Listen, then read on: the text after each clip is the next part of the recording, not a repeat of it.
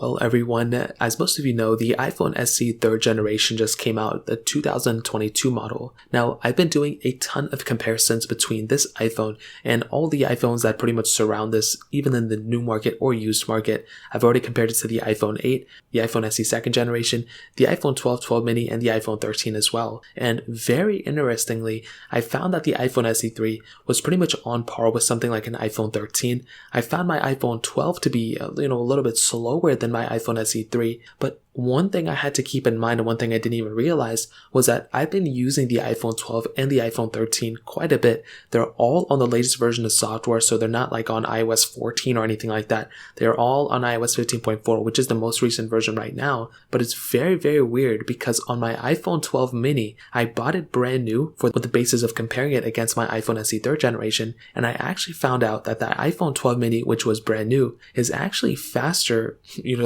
quite a bit. It's noticeably faster than my iPhone SE 3rd generation. And I don't mean it's, feels faster or whatever. I'm talking when I was loading up those applications for the app opening speeds, I found that my iPhone 12 mini was actually loading those applications faster than the newer chipset within the iPhone SE 3. Now, this may not be a big deal. I think the iPhone SE 3 is still a fast phone and everything, but the main basis behind the iPhone SE 3 and why somebody would want to go buy this thing in the first place is because of the speed. That was Apple's biggest selling point. The price tag, I guess, was, another thing about it, but it's not a cheap iPhone really anymore. It's kind of like on the higher end. It's getting kind of close to like the iPhone 11 price tag now, which is kind of interesting, but that's a very weird thing. I was expecting the iPhone SE 3 to be faster in every single area, and it looks like that is not quite the case. Is it a big, ginormous deal? I don't think so. I don't think it's a crazy big deal, but it is very weird.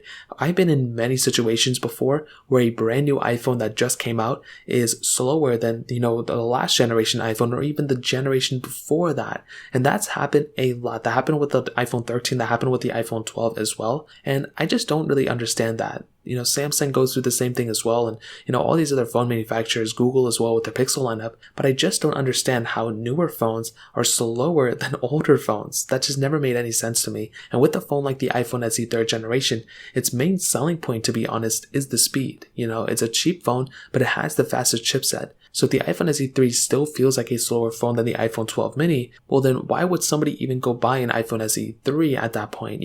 I like Touch ID, I like those things too, but it just doesn't make any sense to me why the iPhone SE 3 was performing worse than my iPhone 12 mini, but my iPhone 12 was performing worse than my iPhone SE 3. I think it's mostly because we were already using the iPhone 12 for a year or two now, and that's probably why it slowed down, but it's crazy how a used iPhone has that big of an effect on performance. So, I'd love to hear your guys' opinion on this. Let me know in the comment section below. Hit the like button, that would mean so much, but definitely hit that subscribe button. More importantly than everything else, I love every single one of you guys. Hopefully I'll catch you guys in the next video. Peace out till then.